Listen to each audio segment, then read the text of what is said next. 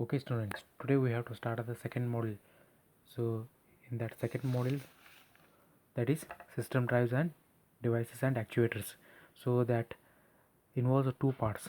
The first part is that will be deals with or study with the system drives and devices, and the part B that will be deals with what? Actuators. Okay, so this is earlier studied topic in what? Fluid power systems. Okay, so once again we have to go through this chapter. So we have to start this shape memory alloys as a actuators. Okay, shape memory alloys, what are the shape memory alloys and how they will act as a actuators. Okay, so that is the applications of shape memory alloys as a actuator. Okay, first of all we have to define the what is shape memory alloy. So it will be defined in the particular fashion that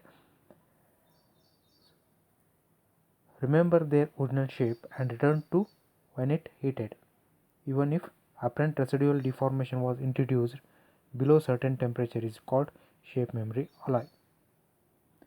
The original shape can be set as a easily by heat treatment. It means what? For any work on that particular shape memory alloy material, so it will be changes its shapes.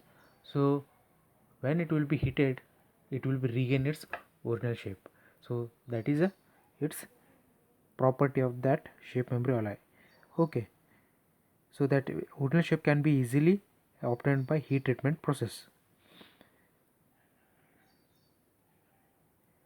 Okay, so another important property is that the shape memory alloy, the crystalline structure of shape memory alloy will be changes from one phase to another phase. So that is a low temperature martensite to high temperature austenite. Okay, so what happens when it will be heated? The martensite will be converted into austenite, and when cooling, the austenite will be converted into martensite. So the once again what it will be regain its original shape. So this property of regaining its original shape by the shape memory alloy, that is called as a pseudo elasticity. That is called as a pseudo elasticity. Okay, there are what different materials used for making the shape memory alloy. There are famous shape memory alloys are there. So those are what? Copper, zinc, aluminum. The combination of copper, zinc, aluminum. The combination of copper, aluminum, nickel, and the famous shape memory alloys that is called as a nitinol. So that is a combination of a nickel and a titanium. So that is called as a nitinol. So this shape memory, the applications of shape memory alloy, that is actuator. So this will be act as a actuator.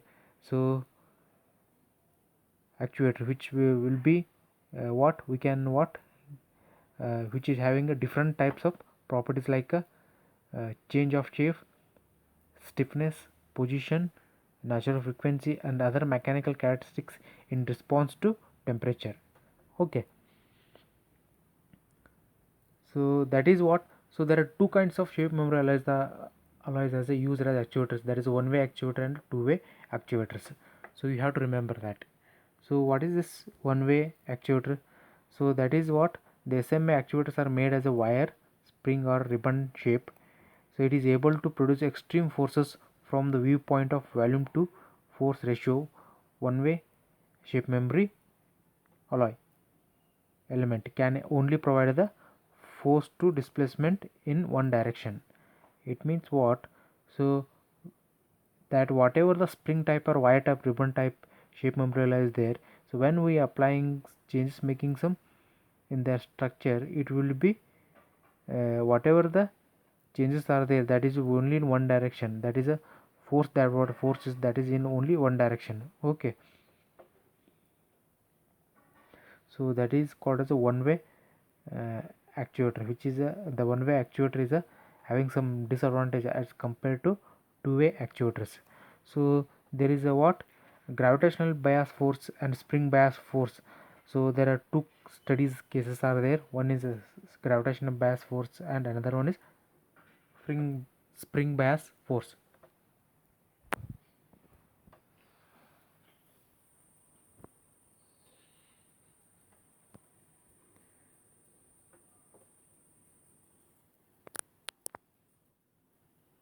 So that the gravitational force, so it is the simplest way. So that is what, so in a gravitational way, a load, a force can be used as a bias force. A load which will be having some weights that acts as a bias force. The load force has to be large enough all the times, otherwise actuate remains in the austenite position. So even if the heating is deactivated, so what happens,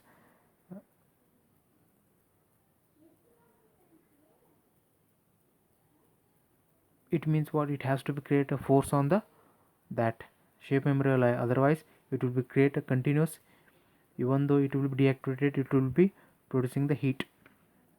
Spring bias force, so spring bias force, where the load will be removed, a spring will be attached, so that will be having some, so here what, mechanical design becomes more complex in case of spring bias. So it must also noted that useful output force decreases because the force of bias mechanism opposes the force of shape memory alloy element. Okay, so that is the case here. So some practical limitations are there, so that is a structural and a physical fatigue. So that is one of the disadvantage of this, or practical limitation of this shape memory alloy. So crystallized structure, as we discussed earlier, so there is a martensite and austenite, two structure will be available. So martensite to austenite, that is during the heating, and austenite to martensite, that is during cooling. Okay, so this is about shape memory alloy.